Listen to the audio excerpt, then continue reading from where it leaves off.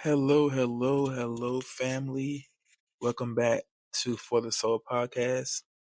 If you listened to my last episode titled The Waiting Room, which was episode 8, but the first episode of our November series titled Daddy Issues, I just want to thank you for listening to that. If you haven't listened to it, I think it's something you should definitely check out. It basically talks about the process of waiting on God's timing. And if you've been following the schedule, then by the time you hear this episode, you'll notice that this episode is actually a week late. And I did it on purpose because my cousin is preaching her and it's a sermon this Wednesday. And I honestly cannot wait. And I want this Wednesday to just be focused on her. I'm super excited for what God is doing through her and how he's going to use her. And when I think about the previous episode, I can't help but think how she had her own process in the waiting room. But that's not my story to tell. She'll be featured as a guest very soon on the podcast. So I'll say stay tuned for that. So yeah, by the time you hear this episode, it'll be a week late when it actually posts.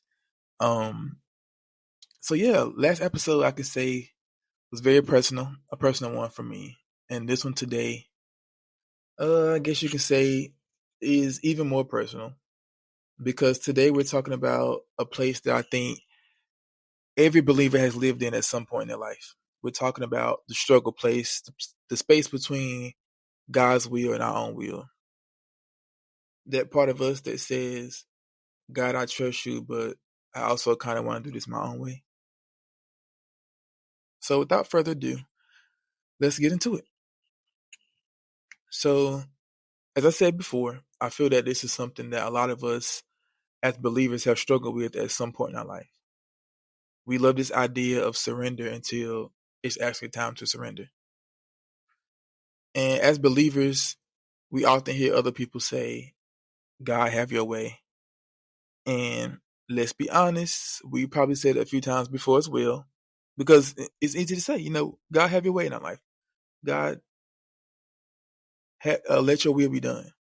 But when his will and his way starts to look different than ours, or what starts happening doesn't match what we thought should happen, then we want to try and grab that control back. And it doesn't work that way. You either trust God or you don't. And for a while, I didn't want to admit it, but I was living in that space. I trusted God, but at the same time, I also trusted my own plans, my own thing, my own thinking, my own logic, my own timing. I wanted to do everything on my own. I wanted to figure it out on my own. And that's when I learned something about faith. And I said it in the episode before as well, that faith isn't tested in those moments where everything's going right or in those moments where we necessarily agree with God.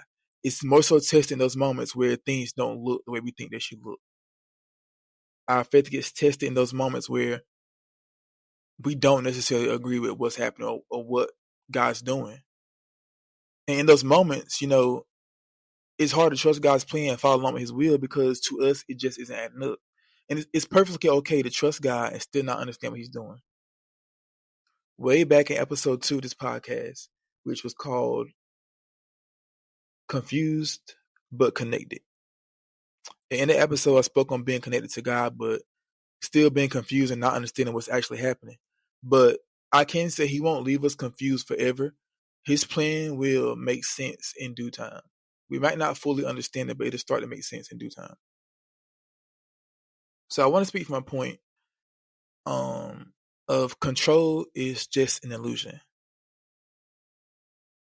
And for some reason, I thought about elementary school when you start learning science. And I think one of the first experiments that I can remember learning is where you pour water into a container, then you pour oil in the container, and you see that the oil and water don't mix.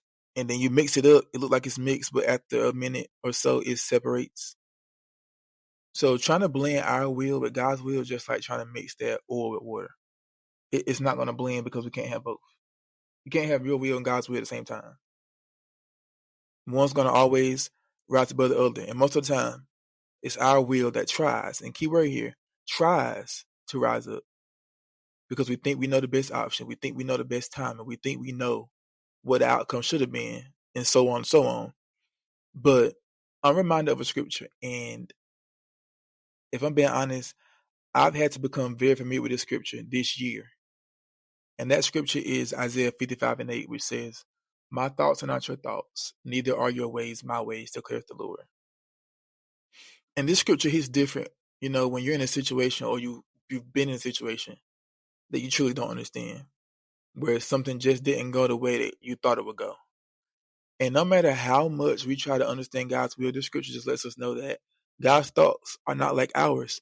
The things he does are not meant for us to understand. We can't have total dependency on God and still try to make things happen on our own.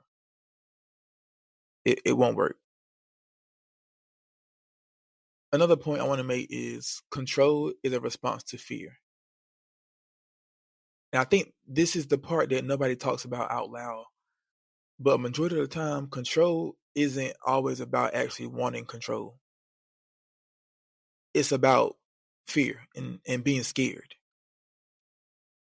So we're scared that God won't come through, or scared that everything is going to go wrong because his plan is not looking like what we imagined.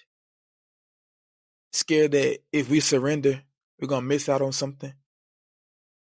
Or we're scared of what might happen if we don't have full control over whatever we're facing at the moment. But sometimes I think surrender can be protection. What if God saying no is him saving us from something that we can't see yet? What if the very thing we're fighting to hold on to, he's trying to release from our life for a reason? What if he allowed that thing to happen, that situation to occur for a greater purpose that we just don't understand yet? Those are things that we have to think about. Next, I want to speak from the point of where his will meets mine. So there will come a moment, and maybe some of you may have felt this already, but there will come a moment where you are going to finally get tired. If you are a believer and you are struggling in the space between what you want to do and what God has called you to do, there's going to come a moment where you're going to get tired. You're going to get tired of forcing things. You're going to get tired of stressing. You're going to get tired of outcomes that you can't control. And it's in that time when you're tired of seeking control and you get exhausted, that's when you get to that point and you'll finally say, like, God, okay, I'm done. I'm done wrestling. I'm choosing your will over mine, because you're not going to win in the first place. It's going to be a constant struggle. You're not going to win. And you might as well surrender anyway, because at the end of the day, God is not going to compete with your will. So if you're listening right now and you're in that space between what you want and what God is calling you to, just know you're not alone. As I said twice in this podcast episode already, everybody's been there before at some point. That space in the middle between God's will and our own will. And in that space, it's extremely uncomfortable. And I can say that from experience. It's extremely uncomfortable to be in a predicament where you're struggling between your own will and God's will. But in that space, I can say that's where trust grows. And that's where you learn to make hard decisions, because you're making a decision. You're choosing to follow either God's will or to keep doing things your own way. So this week, I want to challenge you to ask yourself, where am I holding on to my will more than God's will? And whatever the answer is, know that you can let it go. There's freedom in letting go. You can experience true freedom by letting go of your own will. But the crazy thing is, you will not realize it until you finally release it. I hope I've said something tonight that impacts you, that you can sit on for the next few days and think on. I want to say thank you for listening to episode 2 of Daddy Issues. Until next time, just want to say it's always for the soul. Thank you. Have a good night.